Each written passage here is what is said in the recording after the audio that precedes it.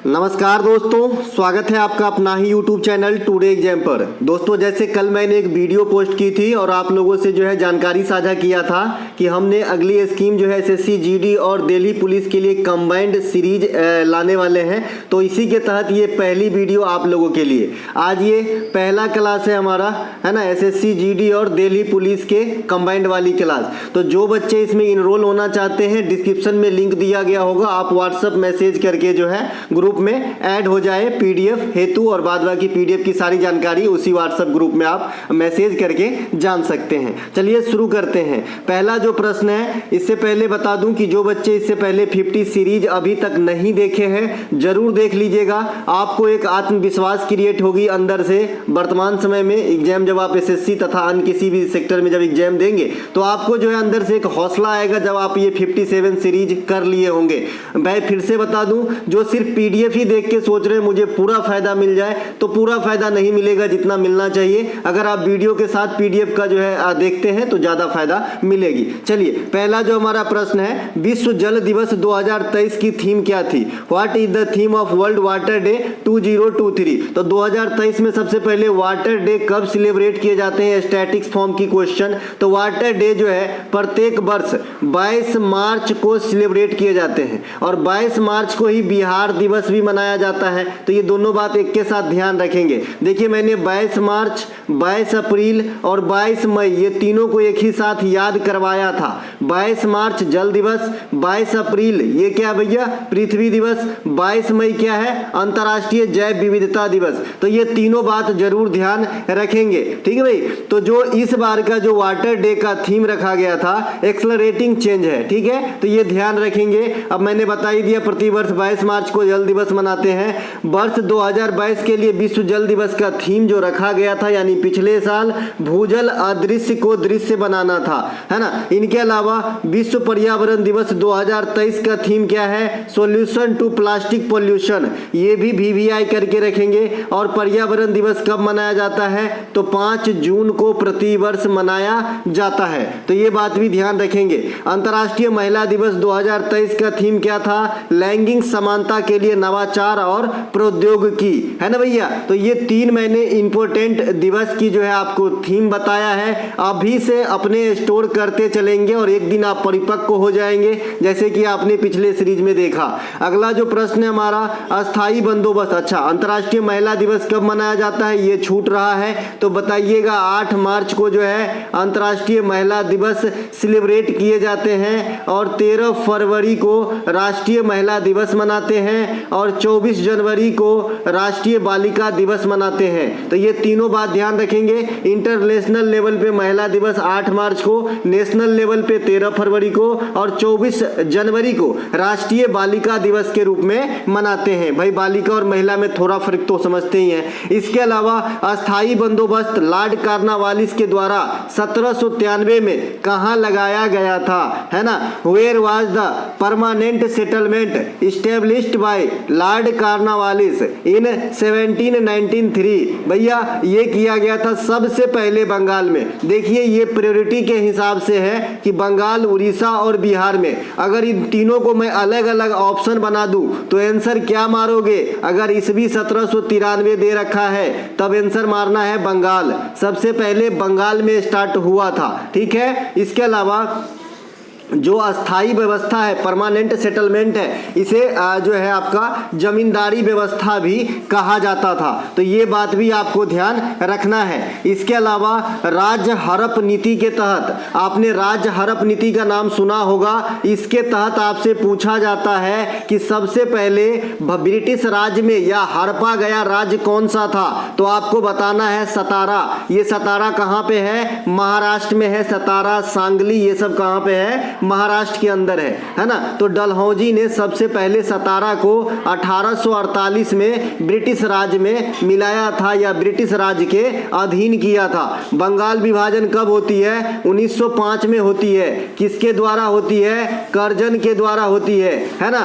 बंगाल को 2 भागों में बांटकर। इसके अलावा बंगाल विभाजन 16 अक्टूबर 1905 को प्रभावी होता है। ये इसे VVI इंपोर्टेंट पॉइंट कर ले करेंगे। 2 करोड़ बार आपके एग्जाम में ये पूछा गया है कि बंगाल विभाजन की घटना किस दिन अफेक्ट में आया, प्रभावी हुआ, तो भैया आप बताएंगे 16 अक्टूबर 1905 को। इसके अलावा लॉर्ड कॉर्नवालिस को भारत में सिविल सर्विस का जनक कहा जाता है, ये बात भी आपको ध्यान रखना है। वर्नाक्युलर प्रेस एक्ट किसके समय लाया गया था, ये आपसे पूछा जाता है, तो आपने बताना है कि 1878 में। यूं तो 1876 में ही इसकी जो है ना कन्फुस्की चालू हो गया था, मतलब शुरुआत एक तरीके से कह सकते हैं, लेकिन 78 में ये लागू किया गया था लॉर्ड लीटन के समय, और इसे रिपन के समय समाप्त किया गया था। ये वही रिपन है जिसके समय 1881 से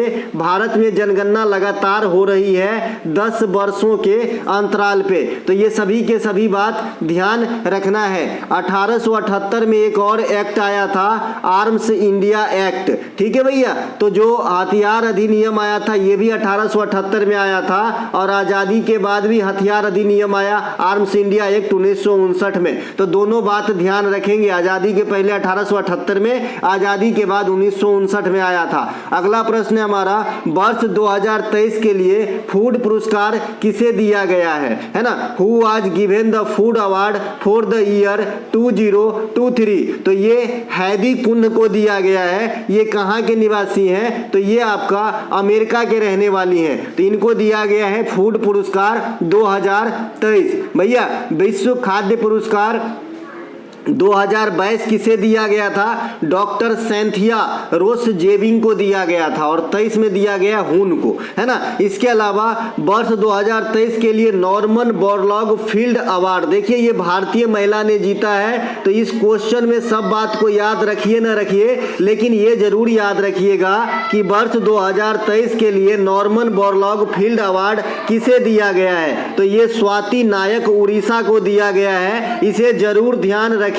अब नॉर्मन बोरलॉग का बात आ गया है, तो नॉर्मन बोरलॉग किस सेक्टर से होंगे, तो आप कहोगे सर कृषि सेक्टर से होंगे, क्योंकि विश्व में हरित क्रांति का जनक किसे कहा जाता है, तो नॉर्मन बोरलॉग को ही कहा जाता है। और इंडिया स्तर पे हरित क्रांति का जनक किसे कहा जाता है, तो स्वामीनाथन साहब को कहा जाता है। तो दोनों बात ध्यान रखेंगे। हरित क्रांति से पिछले जीडी में काफी क्वेश्चन आए। हरित क्रांति को अगर आपसे पूछे कि इंडिया में कब आया, तो 1967 में आया। हरित क्रांति का लक्ष्य क्या है, उन्नत किस्म के बीज खाद का इस्तेमाल करके खाद्यान्नों का यानी फूड के पैदावार में जो है वृद्धि लाना है, ये हरित क्रांति का लक्ष्य है। हरित क्रांति इंडिया में सबसे पहले किस स्टेट में दस्तक दिए, तो पंजाब में। हरित क्रांति सबसे अधिक किस फसल पे लागू होती है, तो गेहूं पे लागू होती है। तो ये थोड़ा टॉपिक से हट के मैंने नॉर्मन बोरलॉग साहब को देख के लिंकिंग क्वेश्चन का डिस्कशन कर दिया है। जैसे कि मैंने आपसे पहले ही कहा था, जो भी लिंकिंग क्वेश्चन होगा, जैसे आपने अंग्रेजी में लिंकिंग वर्ब पढ़ा होगा, तो मैंने यहाँ पर जीके के अंदर लिंकिंग क्वेश्चन नाम का जो है शब्द को गढ़ा है। तो ऐसे मैं बात को यहीं पे क्वेश्चन के साथ ही सुलझा दूंगा, ताकि आपको याद होने में सहूलियत होगी।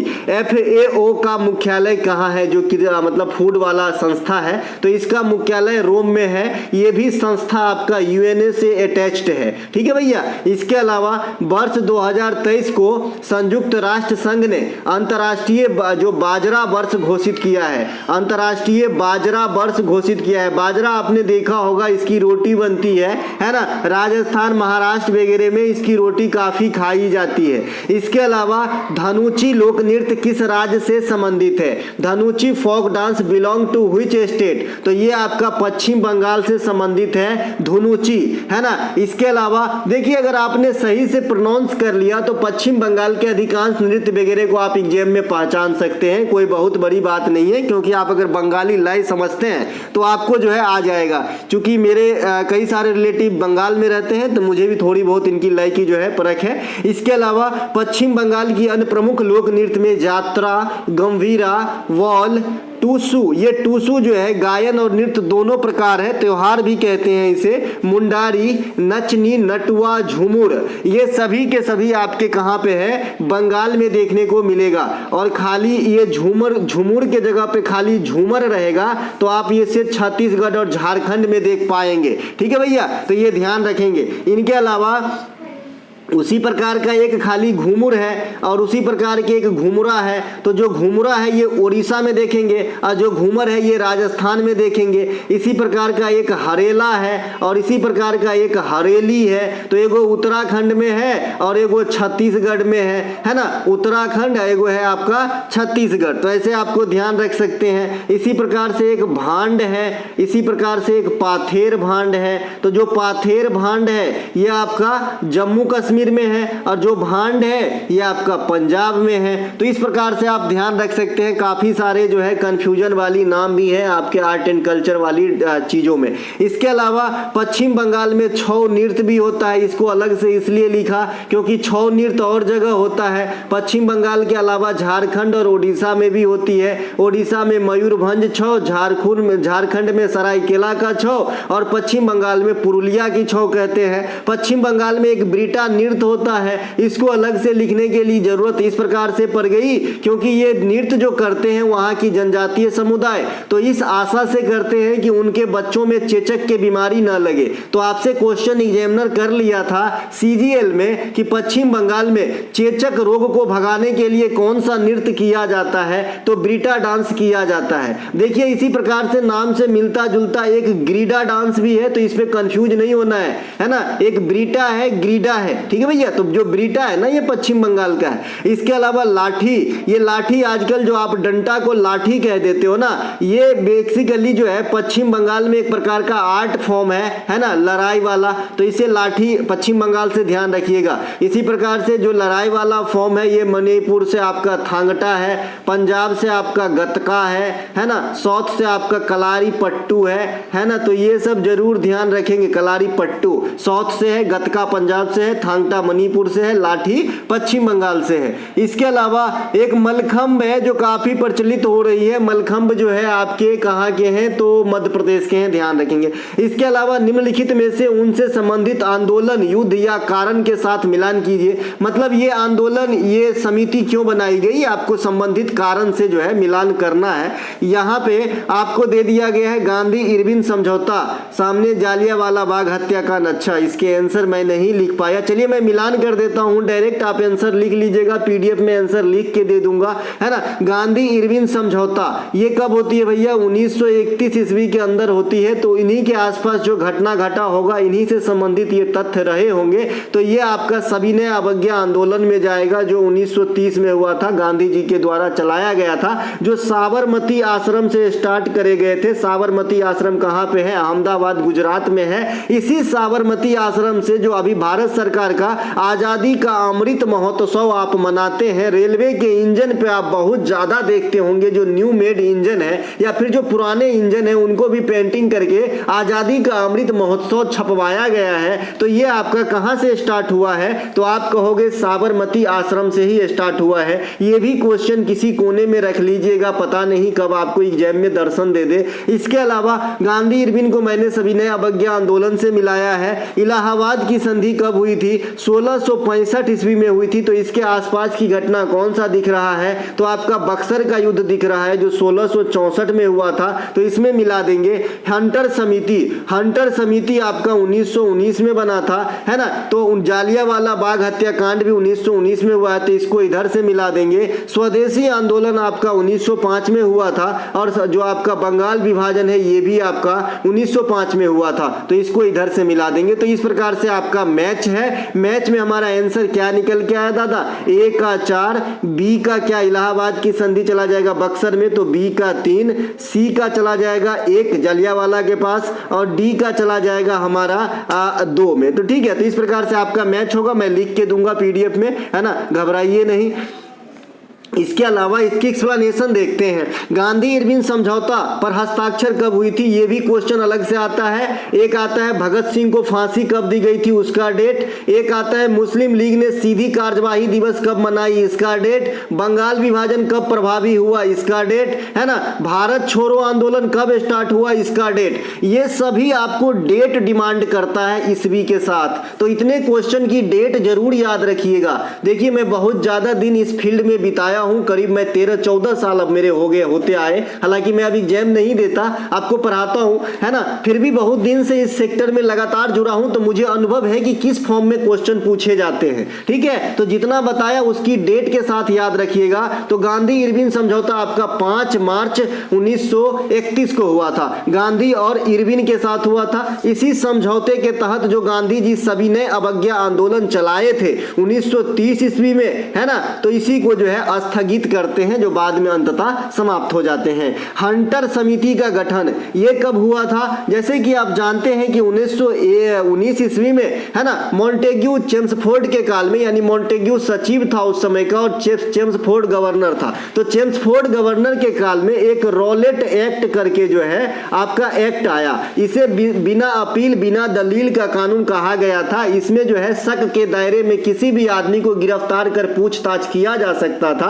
इसी के विरोध में कुछ नेता को जो है हमारे भारतीय राजनेता को गिरफ्तार कर लिया गया। उसीलिए हम विचार विमर्श करने हेतु जालियांवाला बाग में हम लोग जो है बैठक कर रहे थे, तभी जनरल लॉर्ड डायर ने गोली चलवा दिया और नरसंहार में हजारों की संख्या में जो है लोगों की जान चली गई, जो इतिहास में आज भी हमारे भारत के लिए काला दिन है, 13 अप्रैल 1919। तो इसी जांच की मतलब इस घटना की जांच के लिए हंटर समिति का गठन करवाया गया था, जो आपका सिर्फ फॉर्मेलिटी था, कुछ होना जोना तो है नहीं था। इसके अलावा एक हंटर आयोग है। देखिए अभी आपने हंटर समिति देखा था, दोनों का नाम सेम ही है, आपकी एग्जाम में आएगा तो कंफ्यूज नहीं होना है। एक हंटर आयोग है, इसकी गठन 1882 में किया गया था, रिपन के समय करवाया गया था, जो शिक्षा से संबंधित है ना। वुड के डिस्पैच में निखार लाने के लिए कराया गया था, शिक्षा से संबंधित जांच पड़ताल आप कह सकते हैं। इसके अलावा इलाहाबाद की संधि 1765 में रॉबर्ट क्लाइव के बीच और मुगल शासक उस समय का जो था बहादुर माफ कीजिएगा शाह आलम द्वितीय, इनके मध्य जो है करवाया गया था। जैसा कि आप जानते हैं कि जो बक्सर का युद्ध 1764 हुई, तो इसमें जो है आपका त्रिगुटी सेना थे, अवध के नवाब, बंगाल के नवाब और मुगल बादशाह की सेना, और उधर से मुनरो की तोप था, है ना। दोनों में लड़ाई हुआ तो मुनरो जीत गया। जीतने के बाद रॉबर्ट क्लाइव के साथ इलाहाबाद की संधि होती है, ध्यान रखेंगे मुनरो के साथ नहीं हुआ था। और ये रॉबर्ट क्लाइव 1757 में जो पलासी का युद्ध हुआ था उसमें अंग्रेज के तरफ से नेतृत्व कर रहे थे। हर चीज को स्पष्ट समझेंगे, है ना भैया। और जो बच्चे अभी तक 57 नहीं किया है जरूर कर लेना, आपको एग्जाम में अलग आत्मविश्वास आएगा। जब कंप्यूटर मॉनिटर पे आप क्वेश्चन टिक कर रहे होंगे तो हमारी ये बात को जो है आप यहाँ पे याद करेंगे। इसके अलावा स्वदेशी आंदोलन 1905 में चलाया गया था, जो बंगाल विभाजन के समय हुआ था। इसी आंदोलन को इसी आंदोलन में जो वंदे मातरम हमारा राष्ट्रीय गीत है ना, ये गीत प्रमुख बन गए थे, जन जन का गीत बन गया था वंदे मातरम, जिसे हम आज भी बड़ी श्रद्धा के साथ गाते हैं क्योंकि हमारा राष्ट्रीय गीत है, ठीक है भैया। तो किस आंदोलन के समय लोकप्रिय बना, तो आप कहोगे है ना स्वदेशी आंदोलन 1905। अच्छा, इसी आंदोलन को आंध्र प्रदेश में क्या कहते हैं, तो वंदे मातरम आंदोलन कहते हैं। ये क्वेश्चन अभी आपको एमटीएस में पूछा गया था। क्वेश्चन इस प्रकार से पूछे गए थे कि स्वदेशी आंदोलन को आंध्र प्रदेश में किस नाम से जाना गया, तो वंदे मातरम एक्सप्रेस, ठीक है। एक्सप्रेस नहीं भैया, जो है आंदोलन वंदे भारत एक्सप्रेस है, जिसे ट्रेन 18 और इंडिया का फास्टेस्ट ट्रेन है भैया। इसके अलावा अनब्रेकेबल प्रसिद्ध ऑटोबायोग्राफी किस प्रसिद्ध भारतीय खिलाड़ी की है। Unbreakable is the autobiography of which famous Indian sports person, तो ये आपके मैरी कॉम के हैं। मैरी कॉम के ऊपर पिक्चर भी बन चुके हैं, जिसमें आपने प्रियंका चोपड़ा को देखे होंगे, है ना भैया। तो मैरी कॉम के ये पुस्तक है अनब्रेकेबल। एक इसी प्रकार का नाम से मिलता जुलता अनटचेबल है। अनटचेबल मुल्क राज आनंद की पुस्तक है। मुल्क राज आनंद की पुस्तक में एक कूली भी प्रमुख है, इन्हें भी ध्यान रखेंगे। इनके अलावा एक पुस्तक यहाँ पे on board my years in BCCI, ये पुस्तक के लेखक हैं रत्नाकर शेट्टी जी, तो इनको जरूर ध्यान रखेंगे। रत्नाकर शेट्टी जो है on board my years in BCCI के रचनाकार हैं। अभी मुझे आप लोग बताइएगा कि बीसीसीआई के अध्यक्ष कौन है। ठीक है भैया, बीसीसीआई के अध्यक्ष कौन है वर्तमान में कमेंट कीजिएगा। देखते हैं कितने बच्चे इच्छुक हैं। इसके अलावा प्लेइंग टू विन, ये पुस्तक साइना नेहवाल के हैं। Playing it my best Sachin Tendulkar के हैं। एस अगेंस्ट होड सानिया मिर्जा के हैं। 281 एंड बियॉन्ड बीवीएस लक्ष्मण के हैं। नो स्पिन सेन वार्न के हैं। मास्टरमाइंड विश्वनाथन आनंद साहब के हैं। A century is not enough, ये आपका सौरभ गांगुली साहब के हैं। A century is not enough है ना, तो ये आपका सौरभ गांगुली साहब की पुस्तक है, तो इन्हें भी ध्यान रखेंगे। आज हमने खिलाड़ियों का पुस्तक लिया है, कल हम राजनेता का लेंगे, परसों हम दार्शनिक का लेंगे, तो इस प्रकार से धीरे धीरे मैं जो है आपको समेट डालूंगा। इसके अलावा अगला हमारा मैच करना है, आपको नियम और उसके खोजकर्ता के साथ सिंपली मैच करना है। तो ये हमारा भैया इस क्रम में आ गया पहला त्रिक का नियम। त्रिक का नियम डोवे नायर ने दिया था, बहुत अच्छा वेल मैच्ड है। अष्टक का नियम न्यूलैंडस ने दिया था, ये भी हमारा अच्छे से मैच किया गया है। शीतलन का नियम न्यूटन महोदय ने दिए थे। न्यूटन महोदय ने गति के 3 नियम दिए थे। ये स्पष्ट रूप से आपके एग्जाम में पूछे जाते हैं कि न्यूटन ने गति के कितने नियम दिए, तो आपको बताना है जी 3 नियम दिए। गुरुत्वाकर्षण का नियम भी आपका न्यूटन साहब ने ही दिया था। गुरुत्वाकर्षण सबको वाकिफ है, पेन को ऊपर फेंको नीचे गिरेगा। इसके अलावा विद्युत चुंबकीय प्रेरण ये माइकल फेराइड साहब ने दिए थे। माइकल फेराइड का आपने जीवनी पढ़ा होगा। जब माइकल फेराइड इतने बड़े साइंटिस्ट बन सकते हैं तो आप तो प्रॉपर पढ़ रहे हो जी, है ना। इसके अलावा अष्टक के नियम सिर्फ कैल्शियम तक ही लागू होती है। अब इसमें जो बच्चे नए हैं, जो पहले अष्टक के नियम कभी मुझसे नहीं सुना या फिर कहीं और से नहीं सुना, तो उनके लगेगा भाई ये क्या लिख दिया आप, है ना। तो मैं आपको बता दूं कि जो अष्टक के नियम होते हैं, इन्होंने न्यूलैंडस ने कहा कि भैया जो अष्टक के नियम है ना, जैसे मान लीजिए कि 8 तत्व का हमने इस प्रकार से लिखा, 2 2 4 2 6 7 8 को काट दीजिए, तो ये जो है 8वां होगा ना, तो इसका गुणधर्म और इसका गुणधर्म ये दोनों का मिलता जुलता है, इसे अष्टक का नियम कहा गया था। ठीक है, लेकिन ये लागू सिर्फ कैल्शियम तक हुआ, इसीलिए यह ज्यादा कारगर साबित नहीं हुआ और ये पेज के नीचे दफन होके रह गई। माइकल फेराडे ने कब दिए थे विद्युत चुंबकीय प्रेरण का सिद्धांत? अभी अभी आपके एक एग्जाम शायद ईपीएफओ या एमटीएस में पूछा गया, 1831 में दिए थे, तो ये ध्यान रखेंगे। धारिता का एसआई मात्रक कई दफा आपसे पूछा गया है, बच्चे किलोग्राम करके आ जाते हैं क्योंकि उनको लगता है कि द्रव्यमान जैसे धारिता आयतन भी होती है। साइंस में थोड़ी सी लैंग्वेज चेंज है।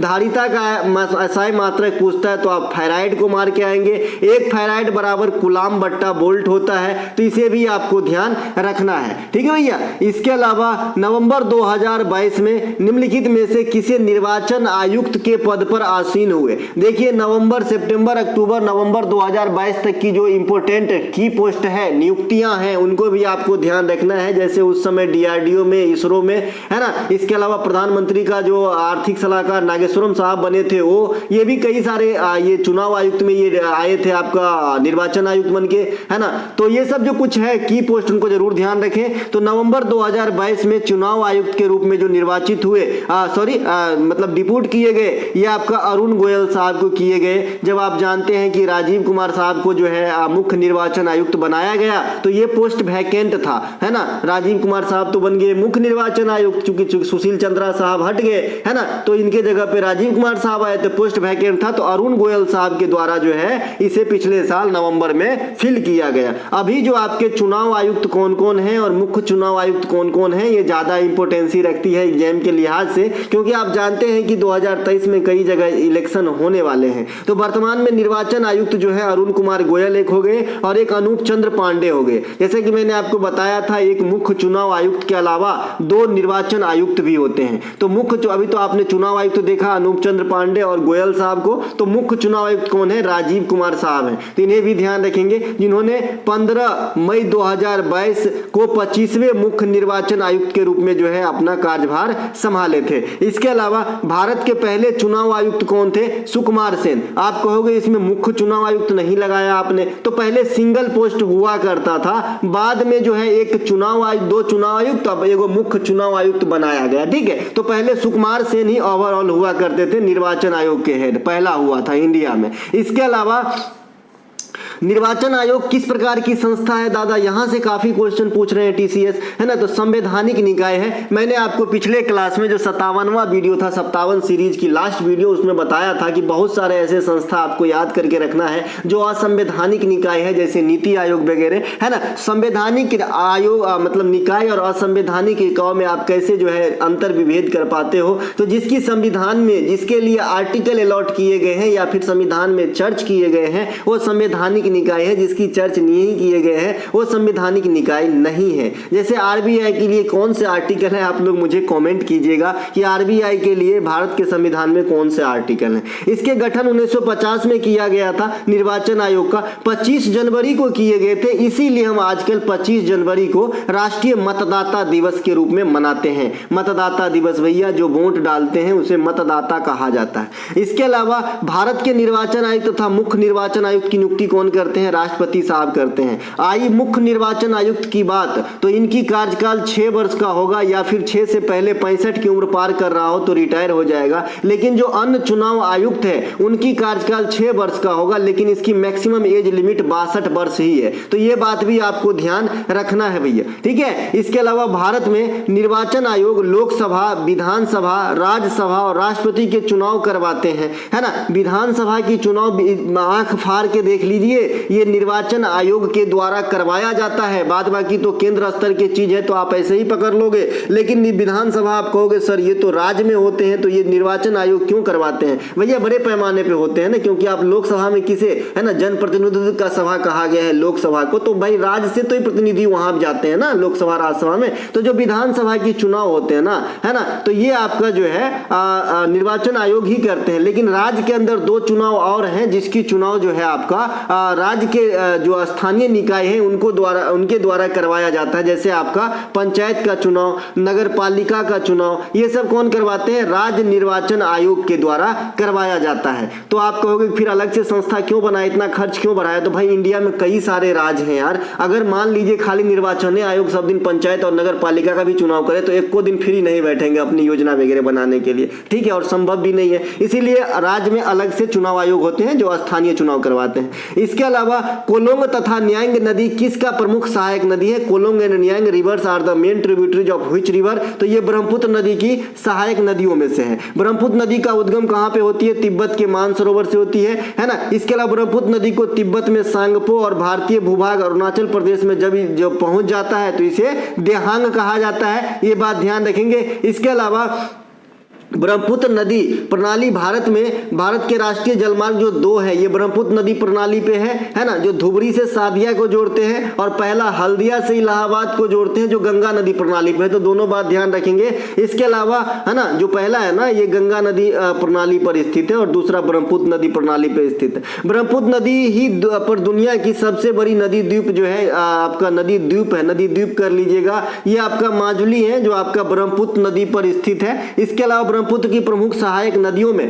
कामेंग, मानस, तिस्ता, सुबनसिरी, रैदक, लहासा, लोहित, ये सभी प्रमुख है। लहासा जगह के भी नाम है, तो ये बात भी ध्यान रखेंगे, जहां पे जो है दुनिया की सबसे बड़ी बौद्ध धर्म का मठ है। अगला है फार्मूला 1 रेस के प्रसिद्ध खिलाड़ी मैक्स वर्स्टापेन किस देश के हैं, है ना। तो मैक्स वर्स्टापेन देखिए बेल्जियम और डच दोनों कह सकते हैं, है ना। अभी जो है ये आपका डच वाला फ्लैग के नीचे जो है ना रेड बुल के तरफ से खेलते हैं या फिर प्रतियोगिता में भाग लेते हैं, इसे खेलना नहीं कह सकते हैं। मैक्स वर्स्टापेन 2023 में Miami grand prix, Spanish grand prix, ये सभी के विजेता बने हैं भैया। इनके अभी जो है वो बोलते हैं ना गोल्डन पीरियड चल रहे हैं पिछले साल से, जहां जाते हैं जीत जाते हैं। प्रसिद्ध शतरंज खिलाड़ी मैग्नस कार्लसन का देश भी पूछा जाता है, तो बताइएगा नॉर्वे है। क्यों पूछे जाते हैं, क्योंकि आप जानते हैं कि आर प्राज्ञानंदा जो 2022 के लिए अर्जुन अवार्ड से सम्मानित किए गए हैं शतरंज में, है ना। तो ये जो है मैग्नस कार्लसन को हरा दिया था, तो तब से ये प्रचलित हो गया और इनके देश भी पूछे जाते हैं, नॉर्वे है, ठीक है भैया, नॉर्वेजियन है। इसके अलावा 2022 में संन्यास लेने वाले प्रमुख टेनिस स्टार रोजर फेडरर कहां के हैं, स्विट्जरलैंड के हैं। हाल में ही 2023 में संन्यास लिए हैं टेनिस से। इस क्वेश्चन को गांठ बांध लो, क्वेश्चन एग्जाम में आएंगे कि 2023 में ही या हाल में ही कौन से दिग्गज टेनिस स्टार ने टेनिस से संन्यास ले लिया। तो इसका नाम है जॉन इस्नर। कौन है भैया, जॉन इस्नर। इन्होंने टेनिस से संन्यास ले लिया है अभी ग्रैंड स्लैम के बाद। इसके अलावा रन महोत्सव का आयोजन भारत के किस राज्य में किया जाता है, तो रण महोत्सव का आयोजन जो है भारत के गुजरात राज्य में किए जाते हैं। गुजरात के अन्य महोत्सव में जैसे आएंगे आप तो आपका भवनाथ मेला होगा, अंतर्राष्ट्रीय पतंग महोत्सव होगा, माधवपुर मेला होगा, उत्तरायण फेस्टिवल भी होगा, उत्तरायण मकर संक्रांति के समय, ये सभी के सभी गुजरात में होते हैं। इसके अलावा छत्तीसगढ़ की प्रमुख त्योहार और मेला देख लेते हैं तो बस्तर दशहरा, सिरपुर महोत्सव, राउत नाचा महोत्सव, ये सभी के सभी छत्तीसगढ़। बाद बाकी पंडवानी, सुवास, गरमा, सैला, ये सब तो है, ये वो तो दूसरी चीज है, यहाँ पे महोत्सव की बात कर रहे हैं। इसके अलावा मांडू महोत्सव, तानसेन महोत्सव, खजुराहो नृत्य महोत्सव, ये कहाँ पे होते हैं जी? मध्य प्रदेश के अंदर होती है। धनु जात्रा महोत्सव, जगन्नाथ रथ यात्रा महोत्सव, चैता यात्रा, नौखाई त्योहार, नवकलेश्वर महोत्सव, ये कहाँ पे? उड़ीसा के अंदर होती है। देखिए भगवान जगन्नाथ के सम्मान में छत्तीसगढ़ के अंदर भी आपकी रथ यात्रा निकाली जाती है और उड़ीसा के अंदर भी निकाली जाती है। तो उड़ीसा वाला सभी याद रखते हैं, छत्तीसगढ़ के बारे में भी आपको जानकारी रखना है कि इस प्रकार का त्योहार जो है छत्तीसगढ़ में भी होती है। इसके अलावा निम्नलिखित में से कौन सा एक भारत के 8 कोर सेक्टर या उद्योग में से नहीं है? जैसा कि आप जानते हैं कि भारत में जो कोर सेक्टर है, उद्योग है, 8 को जो है कोर सेक्टर में रखा गया है, मुख्य उद्योग में रखा गया है। ये कौन कौन है भैया? पेट्रोलियम रिफाइनरी उत्पादन है, बिजली है, स्टील है, कोयला है ना, कच्चा तेल है, सीमेंट उत्पादन है, प्राकृतिक गैस उत्पादन है ना। ये सब जो है आपके भारत के 8 कोर उत्पादन में है और एक आपका उर्वरक उत्पादन है। तो इन्हें जरूर ध्यान रखें, यहां से क्वेश्चन आए दिन में आपसे बन सकता है कि निम्नलिखित में से कौन से एक भारत के कोर सेक्टर में नहीं आता है। इस प्रकार की क्वेश्चन मैंने जब भी ऐसे वक्तव्य दिया है, आपको एग्जाम में क्वेश्चन मिला है, तो बात को हवा में न लें, थोड़ा सा ध्यान रखेंगे। इसके अलावा एशिया कप क्रिकेट पुरुष 2023 में श्रीलंकाई टीम के कप्तान कौन थे? देखिए ये बहुत ही शर्मनाक हार हुई है श्रीलंका की, जैसे कि आप जानते हैं 4-5 दिन पहले। और आज मैं तीसरी बार आपको एशिया कप पे थोड़ा सा लेक्चर दे रहा हूं, आज के बाद नहीं दूंगा इस पे, ये सेम चीज पे है ना, क्योंकि मैं चाहता हूं कि इसमें हर एक बात आप जान लो। पिछली बार हमने man of the match, man of the series बता दिया था। इसके अलावा भारत कितनी बार जीता, कौन से फॉर्मेट में कितनी बार जीता, ये सब बता दिया था। आज मैं सिर्फ श्रीलंका की कप्तान और किस स्टेडियम में हुआ ये बात करेंगे, क्योंकि आजकल काफी फैशन में है कि भैया ये फाइनल मैच जो है किस स्टेडियम में कराया गया है ना। तो ये दासून सनाका, भैया वैसे नाम होते हैं ना, दासून सनाका इनका नाम है, दासून सनाका है ना। अगर आपसे कोई कहे कि इतिहास में कौन से वनडे मैच में सबसे अधिक एक मैच में विकेट लिए हैं, तो 8 विकेट चमिंडा वास लिए हैं। ठीक है, चमिंडा वास जो है ये श्रीलंका के ही थे, मुंह में आटा जैसे कुछ लगा के खेलने आते थे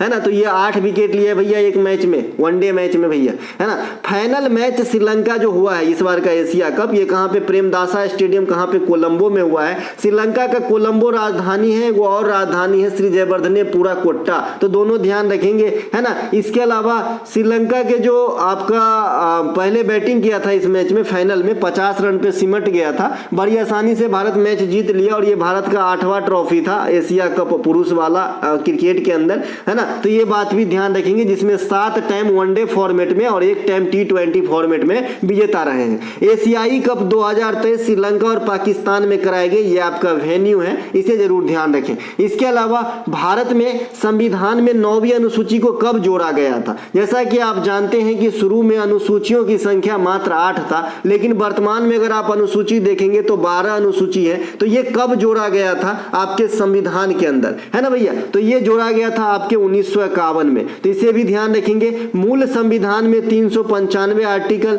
है ना, 8 अनुसूची तथा 22 भाग था। तो ये बात भी आपको ध्यान रखना है जब संविधान बन के तैयार हुआ है ना। संविधान में भी काफी सारे चीजें आपके सीखने के लिए, जैसे कि मैंने बताया था कि संविधान की ढांचा तैयार करने के लिए जो मिशन आया था उसे हम कैबिनेट मिशन के नाम से जानते हैं। नाम से स्पष्ट है जी, कैबिनेट। आजकल आप मंत्रिमंडल तो रिलेट करते हैं इस शब्द को कैबिनेट। जब कंप्यूटर सिस्टम की बात करते हैं तो जिसमें CPU वाली जो बॉक्स होती है उसे आप कैबिनेट कह देते हो, CPU कैबिनेट कह देते हो। कैबिनेट मतलब एक व्यवस्था, ठीक है। तो जो कैबिनेट मिशन उसका नाम ही है। तो ये भारतीय संविधान के है ना निर्माण करने के लिए भारत में लाया गया था। आपसे पूछा जाता है कि भारतीय संविधान के निर्माण हेतु जो कैबिनेट मिशन भारत आया तो उसमें कितने सदस्य थे? तो आप कहते हो जी 3 सदस्य थे। लॉर्ड पैथिक लॉरेंस थे, अलेक्जेंडर आपका थे एबी अलेक्जेंडर, और एक आपका स्टोफर्ड क्रिप्स था। तो ये 3 सदस्य था। देखिए दोस्तों, जो बच्चे सिर्फ पीडीएफ बाय कर लिए और पीडीएफ के भरोसे हैं, तो ये जो मौखिक रूप से मैं आपको लिंक करना या क्वेश्चन जो याद दिला रहा हूं या सिखा रहा हूं,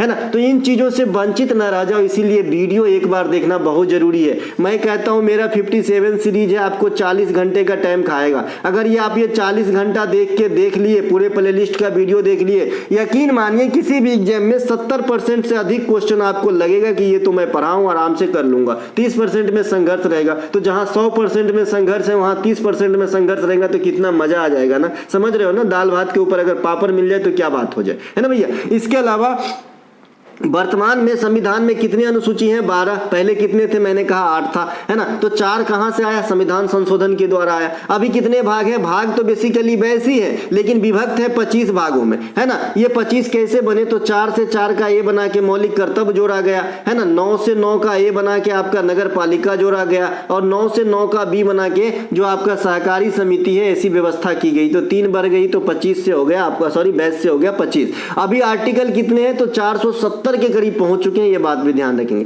भारतीय संविधान की जो 4 गो अगला अनुसूची है, इसको जरूर ध्यान रखें, है ना। तो ये आप कैसे भाई, 9वां जो है आपकी भूमि सुधार से है, 10वीं आपका दल बदल से है ना, 11वीं आपका पंचायत से है, और 12वीं आपका नगर निगम से है। तो ये जरूर ध्यान रखें। इसे नगर पालिका कहिए, नगर निगम कहिए, कोई दोनों सेम ही है। वर्ष 2022 तक कुल कितने खिलाड़ियों को भारत रत्न से सम्मानित किया जा चुका है? How many players have been awarded Bharat Ratna till the year 2022? तो 21 को खिलाड़ी को मिला है भारत रत्न अब तक, जिसे कौन है भाई? सचिन तेंदुलकर साहब को 2014 में भारत रत्न से सम्मानित किया गया। यह एकमात्र खिलाड़ी है जिसे भारत रत्न दिया जा चुका है। ठीक है, तो ये बात भी ध्यान रखेंगे, है ना। इसके अलावा संगीत के क्षेत्र में अब तक 6 संगीतकार को भारत रत्न दिया जा चुका है। ये कई दफा ये हर पिछले 3 एग्जाम में रीड का काम किया है, सीजीएल, सीएचएसएल और एमटीएस। आई होप आपको जो है दिल्ली पुलिस और जेडी में भी यहाँ से क्वेश्चन देखने को मिलेगा। तो भारत रत्न सबसे पहले एम सुब्बालक्ष्मी मैडम को 1998 में दिया गया था। कर्नाटक संगीत की मशहूर जो है आपका जो है संगीतकार थी।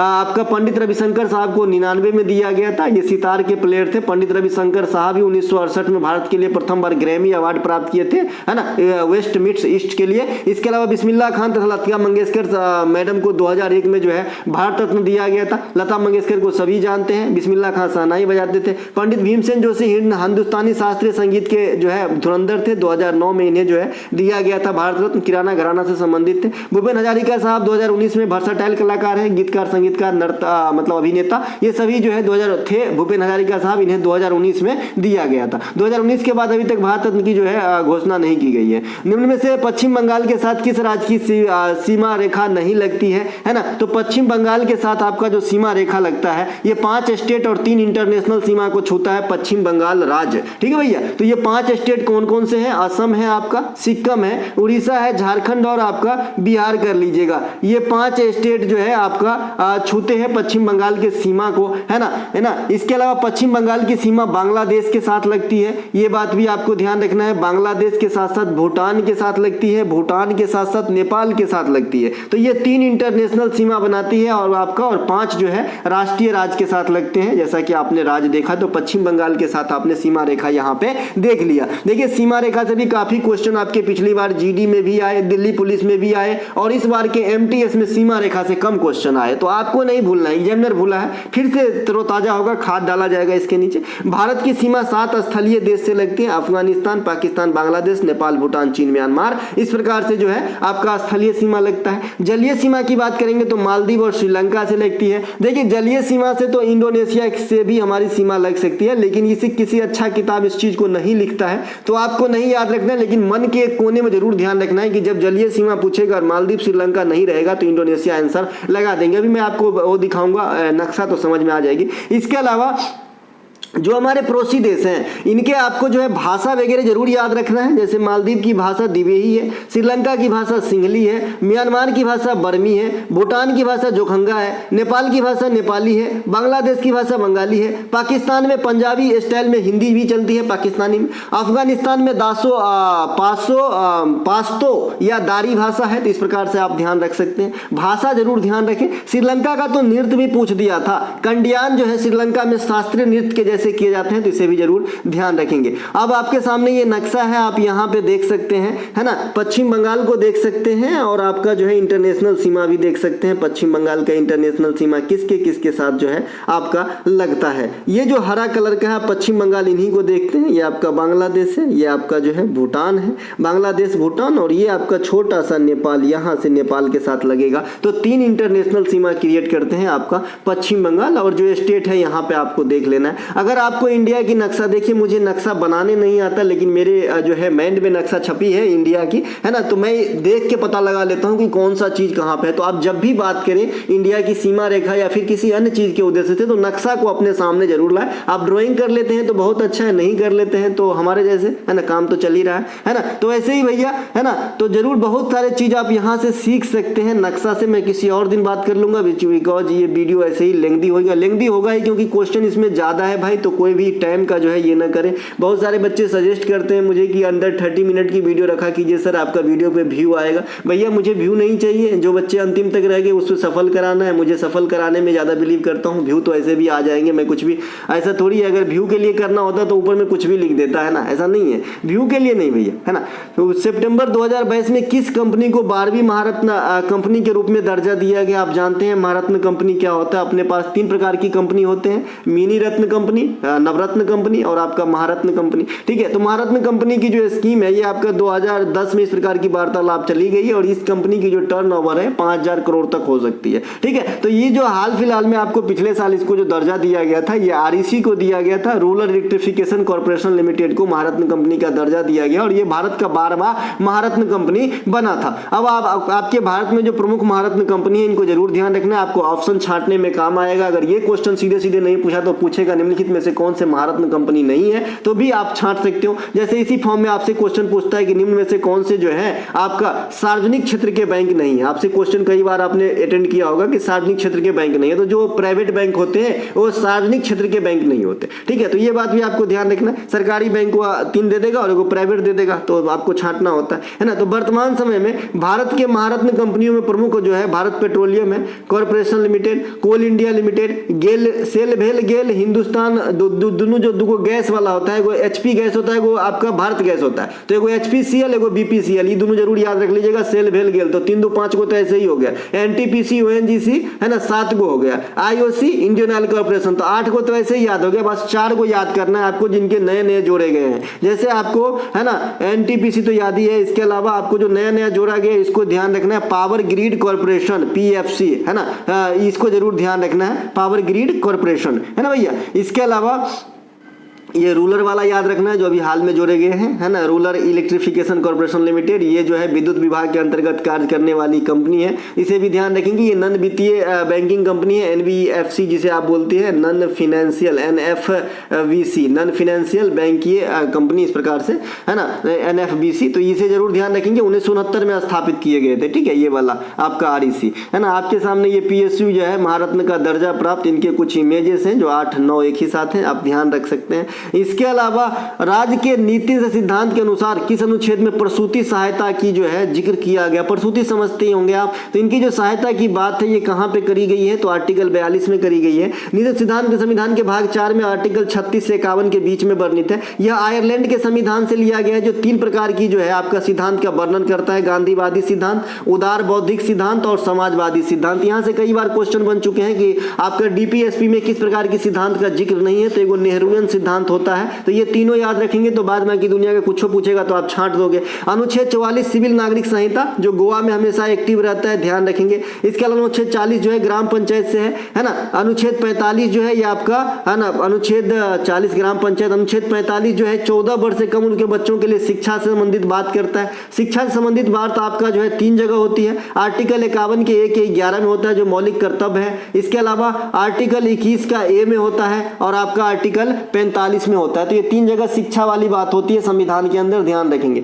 इसके अलावा अनुच्छेद 47 क्या कहते हैं कि जो ड्रग्स वगैरह होते हैं, जो आपका जो नार्कोट है, जो आपका मतलब जो भी नशीले चीज होते हैं उनके पदार्थों पे जो सेवन है वो अलीगल है, ये बताते हैं। इसके अलावा अनुच्छेद 46 जो है जो समाज में कमजोर तबके के लोग हैं उनकी मदद करना, ये आर्टिकल 46 रहता है। डीपीएसपी कभी भी चेंज नहीं होता है, एक बात ये भी ध्यान रखिएगा, लेकिन मौलिक जो अधिकार है, जो फंडामेंटल राइट है, ये चेंज हो सकता है विषम परिस्थिति में, जब देश में आपातकाल वगैरह की स्थिति बन रही हो। नवंबर 2022 में कथक के लिए किस मशहूर नृत्यांगना को सुमित्रा चरित्र राम पुरस्कार से सम्मानित किया गया था? तो ये उमा शर्मा को किया गया था। उमा शर्मा जो है कथक के मजे हुए नृत्यांगना है, इसे जो है आपका ये पुरस्कार दिया गया है। कौन सा? सुमित्रा चरित्र राम पुरस्कार दिए गए हैं। यह पुरस्कार पाने वाले अन्य नर्तक और नर्तकियों में पंडित बिरजू महाराज भी जीत चुके हैं। हरिप्रसाद चौरसिया बांसुरी से, पंडित बिरजू महाराज कथक के ही हैं, इनको भी मिले हैं। पंडित जसराज शास्त्रीय संगीत से हैं। कुमुदनी लखिया ये भी कथक से हैं। गिरजा देवी पंडवानी के हैं, गिरजा देवी ठुमरी के हैं, ठीक है। ये गिरजा देवी जो है ये ठुमरी के रानी भी कहलाती है, इनको भी दिया जा चुका है ना। उस्ताद अमजद अली खान सरोद से हैं। डॉक्टर सोनल मान सिंह भरतनाट्यम और ओडिसी से हैं। तो इन सभी के सभी को जो है आपको पुरस्कार दिया गया है, ये वाली, ठीक है भैया।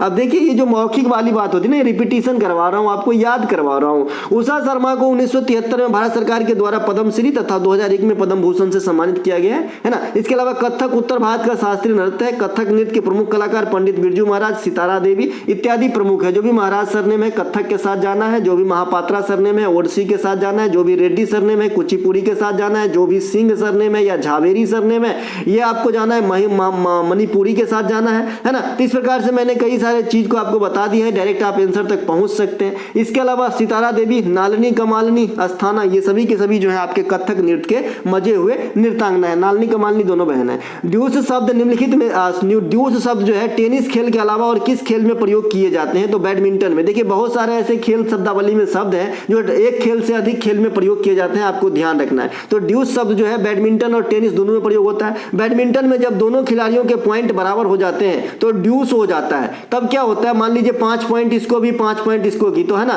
तो 2 पॉइंट चाहिए होते हैं, 1 पॉइंट कम से कम चाहिए होते हैं आगे होने के लिए। तो ऐसी स्थिति जब टाई हो जाते हैं तो इसे ड्यूस कहते हैं बैडमिंटन खेल में। इसके अलावा टेनिस से जुड़े हुए कुछ अन्य शब्द देख लेते हैं, जैसे double fault, block, ground strokes, foot fault, moon ball, try breaker, smash, base line, ये सभी के सभी जो है आपके टेनिस से जुड़े हुए हैं। टेबल टेनिस एक अलग खेल होती है ना। इससे जुड़ा हुआ शब्द स्पिन है। देखिए स्पिन क्रिकेट से भी जुड़ा हुआ है, स्पिन बॉल होता है। क्रॉस कोर्ट और काउंटर लूप, ये सभी के सभी जो है आपके टेनिस से जुड़ा हुआ है। बैडमिंटन से जुड़े हुए कुछ शब्द है, जैसे डबल फॉल्ट। अभी आपने देखा टेनिस में भी आपका जो है डबल फॉल्ट शब्द जो है आपका टेनिस में नहीं आया था, टेनिस में नहीं, हाँ टेनिस में भी आया था डबल फॉल्ट, और आपका जो है बैडमिंटन में भी आया है। वुड शॉट और ड्राइव, बैक कोर्ट, ये सभी के सभी बैडमिंटन से। देखिए ड्राइव शब्द जो है क्रिकेट में भी आ जाता है, आपने सुना होगा कवर ड्राइव, है ना। इसके अलावा लॉन टेनिस में जो कोर्ट की आपकी लंबाई चौड़ाई होती है ना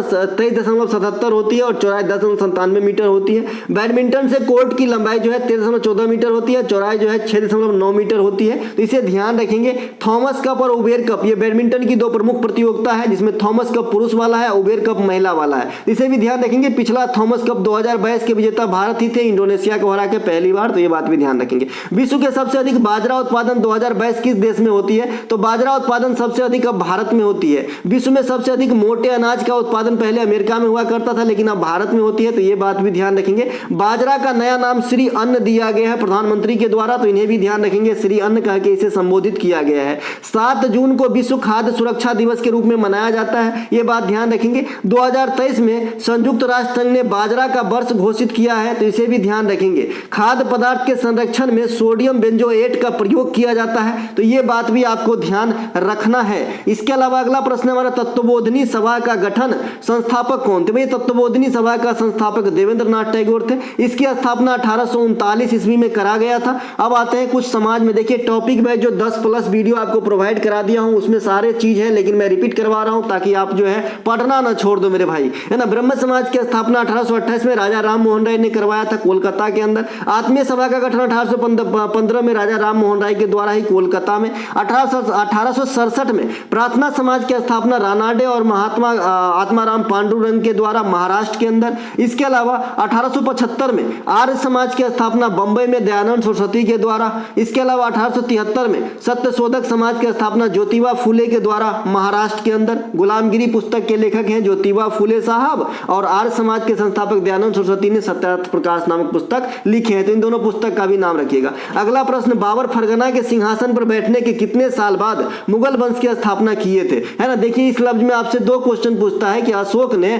जो है गद्दी पे बैठने के बाद कितने वर्ष बाद कलिंग युद्ध किए थे, तो 8 वर्ष आंसर होता है। यहाँ पे आंसर है 32 साल बाद। जब बाबर फरगना की शासक बने उसके 32 साल बाद जो है भारत में, है ना, पानीपत की प्रथम लड़ाई में विजय हासिल कर जो है मुगल वंश की स्थापना किए थे। जैसा कि आप जानते हैं कि बाबर 1494 ईस्वी में जो है फरगना के शासक बने थे 12 साल की उम्र में। फिर बाबर जो है भारत आ गए 1526 में और दिल्ली सल्तनत की जो अंतिम शासक थे इब्राहिम लोदी, इनको हरा के भारत में मुगल वंश की स्थापना कर लिए। तो 1526 में और 1494 में अंतर करेंगे तो 32 साल आएगा। बाबर तैमूर और चंगेज दोनों के वंशज हैं, है ना। पिता के तरफ से तैमूर के वंशज थे और माता के तरफ से चंगेज खान के वंशज थे। तो चंगेज खान कहाँ के थे, मंगोलिया के थे। तो बाबर आप कह सकते हो कि मंगोलियन भी थे। इसके अलावा 1527 में खानवा का युद्ध हुआ था जिसमें राणा सांगा को बाबर ने हरा दिया था। 1528 में चंदेरी का युद्ध हुआ था जिसमें मेदिनी राय को हराया था, राजपूतों को। इसके अलावा 1529 में घाघरा का युद्ध हुआ था, इसमें महमूद लोदी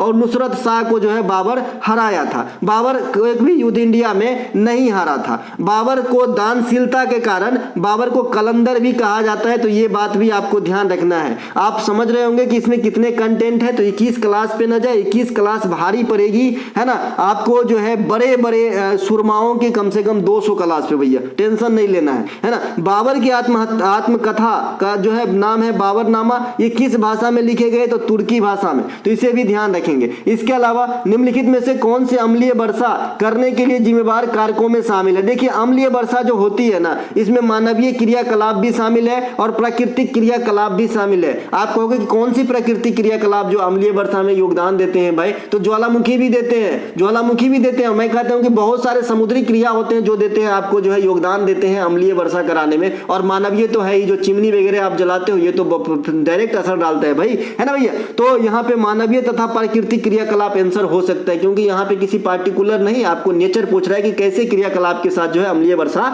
होते हैं। तो अब आइए अब समझते हैं मानवीय वाला और आपका नेचुरल वाला, है ना भैया। अम्लीय वर्षा का प्रमुख कारण ज्वालामुखी का विस्फोट, ये कौन से क्रियाकलाप है, तो नेचुरल क्रियाकलाप है भैया। कोयला का जलना कैसा क्रियाकलाप है, मानवीय क्रियाकलाप है। रासायनिक उर्वरक का उद्योग, भगवान चलाते हैं रासायनिक उर्वरक के फैक्ट्री नहीं भैया, आदमी चलाते हैं, तो ये भी जिम्मेवार है अम्लीय वर्षा के लिए, ठीक है भैया। इसके अलावा अम्लीय वर्षा का प्रमुख कारण क्या होता है, सल्फर डाइऑक्साइड और नाइट्रोजन ऑक्साइड होता है, तो इसे भी जरूर ध्यान रखेंगे, है ना, SO2 NO2 इस प्रकार से। इसके अलावा वर्षा के किस वर्षा मतलब वर्षा में pH की वैल्यू कितने तक आ जाएंगे तब आप इसे एसिडिक रेन कहेंगे। तो भैया जब pH वैल्यू 5.6 से कम हो जाए ना, तो इसकी नेचर काफी अम्लीय हो जाते हैं, इसीलिए हम अम्लीय वर्षा कहते हैं, जो पेड़ पौधों के साथ साथ बिल्डिंग वगैरह को भी खराब करते हैं। आपसे डायरेक्ट छोटे छोटे एग्जाम जो बोर्ड का एग्जाम दोगे तो वहां पे क्वेश्चन पूछता है कि ताजमहल की चमक क्यों कम हो रही है, तो अम्लीय वर्षा के कारण हो रही है। अब pH वैल्यू क्या होती है, मैंने बता रखा है कि 7 होता है तो न्यूट्रल होता है, 7 से कम होता है तो एसिडिक होता है और 7 से अधिक होता है तो अल्कलाइन होता है, यानी क्षारीय होता है, ठीक है भैया। इसके अलावा आपने एक क्वेश्चन एक बार पूछ लिया था एग्जामिनर ने कि भैया एक अम्ल का pH वैल्यू 2 है, एक का 3 है, तो इसमें दोनों में से स्ट्रॉन्ग एसिड कौन सा है, तो आप कहोगे जी जिसका pH वैल्यू 2 है ना वो ज्यादा स्ट्रॉन्ग है, जितना pH वैल्यू कम होगा उतना ज्यादा एसिडिक गुण रखता है, और जितना pH वैल्यू ज्यादा रहेगा उतना कम आपका उतना ज्यादा भस्मीय गुण रखता है। तो एक का अगर pH 15 है, एक का pH अगर 13 है, तो दोनों में ज्यादा भस्मीय गुण यानी अल्कलाइन मेटल कौन सा होगा, तो आप कहोगे जी 15 वाला होगा, ये ज्यादा क्षारीय है, ठीक है भैया, ध्यान रखेंगे। लेकिन अम्ल में उल्टा होता है, कम है तो ज्यादा स्ट्रॉन्ग है। कृष्णदेव राय की शासन अवधि कब से कब तक, तो 1509 से 1529 तक। कृष्णदेव राय विजयनगर साम्राज्य के अधीन तुलुवा वंश के जो है शासक हुए थे। कृष्णदेव राय को आंध्र भोज भी कहा जाता है, एक एक बात ध्यान रखेंगे। कृष्णदेव राय के मंत्रिमंडल को क्या कहते हैं भैया, अष्टदिग्गज कहते हैं। कृष्णदेव राय जो है आनमुक्त माल्याद नामक पुस्तक भी लिखे हैं। विजयनगर साम्राज्य की स्थापना 1336 में कौन किए थे, हरिहर एवं बुक्का के द्वारा किया गया था। विजयनगर साम्राज्य पर शासन करने वाले 4 वंश कौन कौन से, संगम वंश है, सुलूब वंश है, तुलुब वंश है और अरबिदु वंश है। तो ये चारों वंश को ध्यान रखेंगे। विजयनगर साम्राज्य का पतन कब माना जाता है? तो तालीकोटा का युद्ध जो 1565 में हुआ था, इसी के परिणाम स्वरूप विजयनगर साम्राज्य का पतन माना जाता है। भारतीय संविधान के अनुच्छेद 226 का संबंध किससे है? भैया भारतीय संविधान का अनुच्छेद 226 जो है ये हाई कोर्ट के रिट जारी करने से है। जैसा कि आप जानते हैं कि हाई कोर्ट और सुप्रीम कोर्ट दोनों रिट जारी करते हैं। तो हाई कोर्ट 226 के तहत, तो सुप्रीम कोर्ट 32 के तहत रिट जारी करते हैं, जिसे संवैधानिक उपचारों का अधिकार कहा जाता है। हाई कोर्ट का गठन 214 में है। सुप्रीम कोर्ट का गठन आर्टिकल 124 में जो है किया गया है। आप 124 में 1 और 2 को एक अलग बगल में लिख दो, उल्टा सीधा करके लिख दो 1 और 2 को, आपको 214 आ जाएगा। तो याद करना सिखाए हैं। 123 राष्ट्रपति का अध्यादेश और 213 राज्यपाल का अध्यादेश, 2 को पहले लिख के देखिए आ जाएगा। इसके अलावा हाई कोर्ट के न्यायाधीश, मुख्य न्यायाधीश की नियुक्ति कौन करते हैं? राष्ट्रपति करते हैं, लेकिन मुख्य न्यायाधीश में थोड़ा सा कुलू है, इसीलिए मतलब स्लाइस लगा दिया है। इसके अलावा हाई कोर्ट के सभी न्यायाधीश की तबादला कौन करते हैं, यानी ट्रांसफर? तो राष्ट्रपति ही करते हैं और किसी की पावर नहीं है। इसके अलावा अनुच्छेद 129 के तहत सर्वोच्च न्यायालय रिकॉर्ड न्यायालय होगा और अनुच्छेद 215 के तहत हाई कोर्ट रिकॉर्ड न्यायालय होगा। अब ये रिकॉर्ड न्यायालय क्या होता है मैंने आपको बता चुका है कि जैसे आप जो चीज करोगे आपका छोटा भाई अनुसरण करेगा और आपका सेकंड नंबर का भाई जो चीज करेगा आपका थर्ड नंबर का अनुसरण करेगा, अगर अच्छा भाई है तो। अगर अच्छा भाई नहीं है तो फिर तो कोई बात ही नहीं है। उसी प्रकार से जो सुप्रीम कोर्ट करते हैं उसकी जो है मतलब अनुकरण कौन करते हैं? High court. और जो हाई कोर्ट करते हैं उसके अनुकरण कौन करते हैं? निचला अदालत, यानी सत्र न्यायालय, डिस्ट्रिक्ट कोर्ट वगैरह जो होते हैं, है ना। तो रिकॉर्ड्स न्यायालय से क्या तात्पर्य है कि भाई किस गुनाह के लिए कौन सी सजा दिया गई, तो टाइम बचाने के लिए ये चीज समेज के रखा जाता है। और जब ऐसे मामला हाई कोर्ट में आएगा तो सुप्रीम कोर्ट का ये वाली मामला को दिखाते हुए कि भाई इस प्रकार की कृत्य के लिए ये सजा दिया गया है, टाइम बचाते हुए सीधे सीधे जो है फैसला दिया जाता है। इसके अलावा रिवर्स रेपो रेट बढ़ने पर मुद्रास्फीति पर क्या प्रभाव पड़ता है? तो घटती है भाई। रिवर्स रेपो रेट क्या होता है बता चुका हूं, रेपो रेट क्या होता है बता चुका हूं, बैंक दर क्या होता है बता चुका हूं। देखिए रिवर्स रेपो रेट क्या होता है, रिवर्स रेपो रेट क्या होता है कि जो कमर्शियल बैंक होता है उसी से लोन लेते हैं कौन? आरबीआई। ये पैसा देते हैं किसको? आरबीआई को, है ना। तो उस स्थिति में क्या होती है, इसको अट्रैक्ट करने के लिए रिवर्स रेपो रेट जो है इंक्रीज कर देते हैं आरबीआई। तो कमर्शियल बैंक क्या सोचता है कि अपना ज्यादा रकम जो है आरबीआई को ही दिया जाए, क्योंकि भाई सेफ भी है और जो है ब्याज भी मिल रहा है। तो ऐसे स्थिति में क्या होती है कि बाजार में तरलता, यानी बाजार में जो नोट है वो घट जाती है, क्योंकि लोगों को लोन मिलना कम हो जाती है। देखिए एक एक चीज को मिला के याद रखिए, आपको कभी पूछा जा सकता है। तो जब लोन मिलना कम होगा, तरलता कम होगा, आदमी के जेब में पैसा कम होगा, तो क्या होगा? मुद्रास्फीति रुक जाती है। ये चीजों की भाव जो है बढ़ना कम हो जाता है, क्योंकि लोग खरीदवे नहीं करता है, पैसे नहीं है। समझ में आया, है ना। तो रेपो रेट क्या होता है? रेपो रेट में कमर्शियल बैंक को आरबीआई पैसा देता है। रिवर्स रेपो रेट क्या होता है? आरबीआई कमर्शियल बैंक से पैसा लेता है। तो आरबीआई जब रिवर्स रेपो रेट बढ़ेगा तो क्या होगा? मुद्रास्फीति घटेगी। ये सभी बात जितना चीज लिखा है मैंने यही चीज आपको मौखिक रूप से बताया है। वैसे मुद्रास्फीति को कम करने की दूसरी तरीका क्या अपनाता है आरबीआई? आरबीआई जो है नोट छापना थोड़ा कम कर देता है थोड़े दिन के लिए, जिससे क्या होता है बैंक में नोट कम पहुंचता है। बैंक में नोट कम पहुंचता है, लोगों को लोन कम देता है, या फिर लोगों का जो पैसा है नगद के रूप में कम प्राप्त कर पाते हैं, जिससे लोगों के पास पैसा की जो तरलता है कम हो जाती है, जिससे लोग सामान खरीदना कम कर देते हैं, जिससे क्या होती है? मुद्रास्फीति रुक जाती है। तो बात दोनों का सेम ही है, ठीक है भैया। इसीलिए आरबीआई नोट छापना बंद करके भी मुद्रास्फीति में कम करने में योगदान देती है। आरबीआई की स्थापना हिल्टन यंग आयोग के अनुसार 1935 में हुआ था। 1949 में राष्ट्रीयकरण हुआ था। जनगणना 2011 के अनुसार दशक की वृद्धि कितनी है? तो 17.64 है। जनगणना की शुरुआत कब हुई थी? 1872 में लॉर्ड मेयो के समय में हुआ था। 1881 से रिपन के समय 10 वर्ष पे हुआ था। 2021 में जो जनगणना अभी डाटा रिलीज नहीं हुआ, ये 16वीं जनगणना है। 2011 में जो जनगणना हुई थी ये आपका 15वीं जनगणना थी, है ना। आजादी के बाद 21 में जनगणना जो होगा ये 8वीं होगा। 2011 में आजादी के बाद 7वीं जनगणना थी, जो 2 चरणों में कराए गए थे। 2011 की जनगणना के अनुसार साक्षरता दर 74.04% है। महिला साक्षरता 65.46, पुरुष साक्षरता 82.14% है। सबसे अधिक साक्षरता केरल, सबसे कम साक्षरता बिहार राज्य की है। तो ये सब बात ध्यान रखेंगे। मध्य प्रदेश में लर्न एंड अर्न योजना का प्रमुख लक्ष्य क्या है? जैसे मध्य प्रदेश सरकार ने, है ना भाई, सीखो भी और कमाओ भी। जैसे आप देखे होंगे बहुत सारे ऐसे चीज होता है कि आप गेम खेलो और पैसा कमाओ, मनोरंजन भी लो पैसे भी लो। तो ये तो एक अलग बात होगी, कभी मत जाना। लेकिन ये जो मध्य प्रदेश की सरकार है युवाओं युवाओं को प्रशिक्षण करने के लिए लर्न एंड अर्न योजना चलाया है। इसमें प्रशिक्षण के दौरान ही युवाओं को 8 से 10,000 रुपया की भत्ता भी दिया जाएगा। मध्य प्रदेश के सरकार ने ऐसे योजना को क्रियान्वयन करने के लिए 703 कार्य क्षेत्र का चुनाव किया है। ये बात भी ध्यान रखेंगे। मध्य प्रदेश की योजना देख रहे हैं तो और योजना में आएंगे तो लाडली लक्ष्मी योजना होगा, लाडली बहना योजना होगा। ये बहुत बार बता चुके हैं इसलिए एक्सप्लेनेशन अब इसका नहीं दूंगे।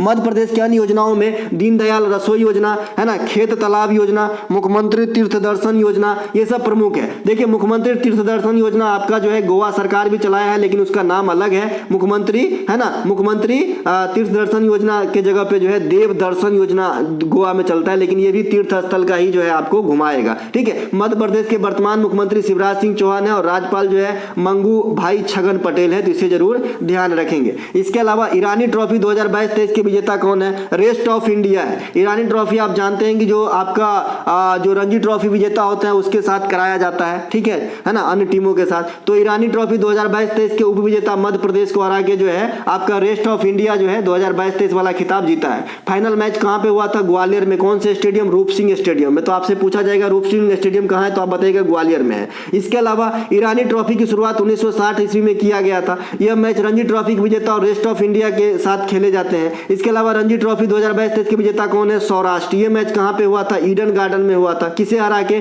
तो मध्य प्रदेश को हरा के सौराष्ट्र दूसरी बार विजेता बने हैं। किसने पहली बार जीवित कोशिकाओं के लिए प्रोटोप्लाज्म शब्द का इस्तेमाल किया था? तो पुरकुंजे ने किया था, है ना, पुरकुंजे ने। 1665 में कोशिका शब्द का इस्तेमाल किया कौन किया था या फिर खोज कौन किया था? रॉबर्ट हुक ने किया था। कोशिका को छोटा कमरा का संज्ञा दिया गया है। 1674 में लुवेन हॉक ने जीवित कोशिका का खोज करी थी। पादप कोशिका को सेल वॉल और पिगमेंट पाई जाती है। कोशिका के अध्ययन को साइटोलॉजी कहा जाता है। ये बात ध्यान रखेंगे। इसके अलावा कोशिका भी दो प्रकार के होते हैं जैसा कि मैंने आपको बता रखा है, प्रोकैरियोटिक और यूकैरियोटिक। मैंने आपको बता रखा है कि जो प्रोकैरियोटिक होता है ये गरीब होता है ना, इसे ध्यान रखेंगे। इसमें अधिकांश चीजों की कमी लगी होती है, यहाँ तक कि माइटोकॉन्ड्रिया भी नहीं होती है। ये बात भी आपको ध्यान रखना है। प्रोकैरियोटिक कोशिका में माइटोकॉन्ड्रिया का जो भी है ये भी अभाव पाया जाता है। ठीक है, इसके अलावा जो कोशिका में कुछ चीज जैसे माइटोकॉन्ड्रिया को पावर हाउस कहते हैं, लाइसोसोम को आत्महत्या की थैली कहते हैं, गोल्जी को ट्रैफिक पुलिस या कोशिका का जो है पोस्ट ऑफिस कहते हैं। इस प्रकार से ध्यान रखेंगे। अप्रैल 2023 में भारत के किस राज्य में पहला डिजिटल पार्क साइंस पार्क स्थापित किया गया है? तो पहला डिजिटल साइंस पार्क जो है ये आपका स्थापित किया गया जी केरल के अंदर।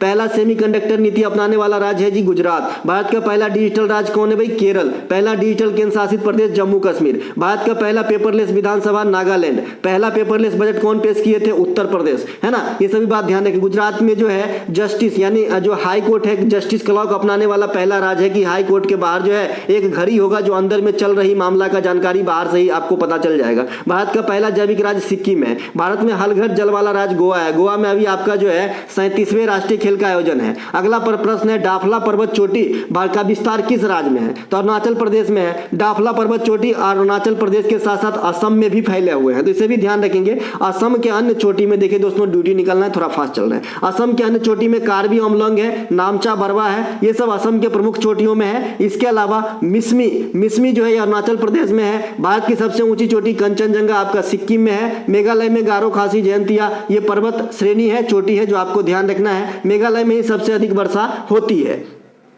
अब तो ये हो गई पढ़ाई भैया आज का। अब ये पीडीएफ आपको कैसे मिलेगा कि ये क्यों जरूरी है ना। तो अगर आपको एसएससी जीडी और डीपी देना है तो ये पीडीएफ सीरीज जरूर ले लें। इस प्रकार के आपके लिए मैं 21 क्लास लाऊंगा। 21 क्लास में जो है आपको करीब 5000 से अधिक क्वेश्चन का डिस्कशन होंगे, है ना। रोजाना एक क्लास आपका यूट्यूब पे होगा। क्वेश्चन जैसे आपने देखा बाइलिंगुअल है ना। तो इस पीडीएफ को आपको प्रोवाइड करने के लिए, है ना, अगर जो 25 रुपये अगर आप देते हैं, देखिए मैंने 3 प्रकार के स्कीम रखा है। अगर आपने 57 बाय करना है तो 57 प्लस 10 टॉपिक वाइज मिलेंगे, प्लस हाल फिलहाल के जो भी एनालिसिस एसएससी का हुआ, सीजीएल, सीएचएसएल, एमटीएस, ये सभी 25 रुपया मिलेंगे। दूसरा स्कीम है कि 25 रुपया में आपको ये वाली सीरीज का 21 पीडीएफ मिलेगा, प्लस 10 टॉपिक वाइज मिलेगा, और प्लस आपको जो एनालिसिस वाली हुई है वो मिलेगा, जो सीजीएल, एमटीएस और आपका सीजीएल, सीएचएसएल का हुआ है। ठीक है, तो ये 25 रुपया में है। अगर आप ये दोनों कॉम्बो सेट लेते हैं तो आपको 40 रुपया पे करना है। इसके साथ आपको क्या होगा, 57 भी मिलेगा, 21 भी मिलेगा, टॉपिक बैच भी मिलेगा और आपका एनालिसिस मिलेगा। तो ये सारे के सारे आपको 40 में मिलेंगे। तो आपको जो सा भी अच्छा लगता है आप ले सकते हैं। ये वाली जो नंबर है 93 72 69 32 25, नीचे डिस्क्रिप्शन में लिंक भी दिया गया है। आप लिंक पे क्लिक करके डायरेक्ट व्हाट्सएप मैसेज कर सकते हैं पीडीएफ के बारे में जानकारी के रिगार्ड है। तो चलिए रिगार्ड में तो अगले वीडियो मिलेंगे। जय हिंद दोस्तों।